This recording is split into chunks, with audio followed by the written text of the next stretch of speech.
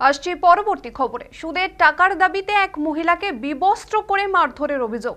ঘটনাটি ঘটেছে কোচবিহার দিনহাটা চৌধুরীহাট সংলগ্ন এলাকায়। অভিযোগ, স্থানীয় এক গৃহবধূকে বিবস্ত্র করে মারধর করছে তারই প্রতিবেশী মজদুল হক ও তার স্ত্রী। আর এই মুহূর্তে আমাদের সঙ্গে রয়েছে আমাদের প্রতিনিধি দীপজয় বর্মন। দীপজয়, কসবা থেকে বীরভূম, বীরভূম থেকে বসিরহাট, সব জায়গায় একই ছবি। কোথাও ছাত্রী ধর্ষণ, তো কোথাও আবার মহিলা শ্লীলতাহানি। আর এবার সেই তালিকায় নাম উঠল কোচবিহারের। এখানে কি ছবি দেখতে পাচ্ছি? একজন মহিলাকে বিবস্ত্র করে মারধর করা হচ্ছে। কি ঘটনা ঘটেছিল দীপজয়, বিস্তারিত যদি জানাও। হ্যাঁ পায়েল, একেবারে দেখো, দিনহাটা চৌধুরীহাটে কিন্তু সুদের টাকার দাবিতে এক মহিলাকে রীতিমতো বিবস্ত্র করে বেধড়ক মারধরের অভিযোগ উঠলো এক ব্যক্তির বিরুদ্ধে এবং তার স্ত্রীর বিরুদ্ধে। দেখো, ঘটনার প্রসঙ্গে চৌধুরীহাট গ্রাম পঞ্চায়েতের জায়গির বালাবাড়িতে এই ভয়াবহ ঘটনাটি ঘটে। দেখো, যেটা জানতে পারা যাচ্ছে যে ওই মহিলার প্রতিবেশী মজদুল হক ও তার স্ত্রীর বিরুদ্ধে এই ঘটনার অভিযোগটি ওঠে। ঘটনাকে ঘিরে ব্যাপক কিন্তু রীতিমতো উত্তেজনা পরিস্থিতি তৈরি হয়েছে গোটা জেলা জুড়ে। দেখো, ওই গৃহবধূর যেটা অভিযোগ, কিছুদিন আগে তিনি তার প্রতিবেশী মজদুল হকের কাছে একটি স্বর্ণের আংটি বন্ধক রেখে 5,000 টাকা ধার নিয়েছিলেন।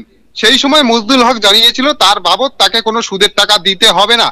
কিন্তু তিনি যখন আংটিটি নিতে যান, সেই সময় তাকে কিন্তু মোটা অঙ্কের একটি সুদের টাকার দাবি করেন। সেই টাকা যখন দিতে ওই মহিলা অস্বীকার করেন, তখনই তার বাড়িতে কিন্তু এসে ওই মহিলাকে রীতিমতো বিবস্ত্র করে বেধড়ক মারধরের অভিযোগ ওঠে মজদুল হক ও তার স্ত্রীর বিরুদ্ধে।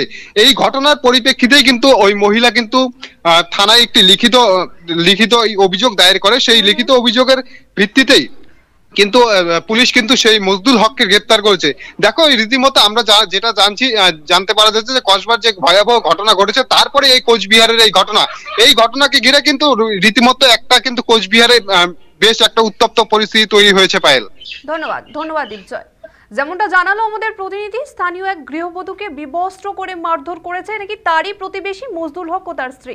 পাশাপাশি তার স্বামীকেও নাকি ব্যাপক প্রহার করা হয়েছে। এই ঘটনাটি নিয়ে এলাকায় এখন এই মুহূর্তে ব্যাপক উত্তেজনা ছড়িয়ে পড়েছে স্থানীয়দের মধ্যে। ওই গৃহবধূর দাবি অনুযায়ী কিছুদিন আগে তিনি ও তার স্বামী মজদুল হকের কাছে একটি স্বর্ণের আংটি বন্ধক রেখে 5,000 টাকা ধার নিয়েছিলেন। কিন্তু যখন আংটি ফেরত নিতে এবং টাকা শোধ করতে যান, তখন মজদুল হক অতিরিক্ত সুদের টাকা দাবি করে বসেন। তারপরেই শুরু হয় তুমুল বচসা।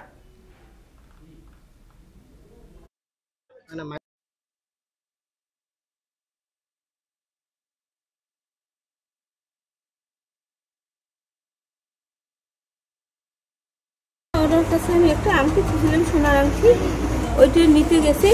ওরা আমাকে বাড়িতে ডাইকে নিয়ে যায়, মারছে। উলঙ্গ অবস্থায় মারছে ছেলেটার বউটা। আমার স্বামীকেও মারছে, আমাকেও মারছে, আমার মেয়েটাকেও মারছে, গাবুর মেয়ে তাকেও মারছে। আচ্ছা, কতদিন আগে আপনি এই সোনার আংটি যেটা এই 1 বছর হলো। মানে ও বলছে যে সুদ লাগবে না দিদি, আমার কাছে এমনি রাখো, যখন মন চাবে তখন আপনি নেবেন। আমার এখন টাকা জোগাড় হয়েছে, আমি নিতে গেছি, ওরা আমাকে দিবে না, আমরা বেচছি অন্য জায়গায়, আর আমি দিব না। আমাকে একটু 15,000 লাগবে, 20,000 টাকা লাগবে। আমি বলছি আমি দিতে পাবো না, আমি গরিব মানুষ, তুমি কোথা থেকে দিব?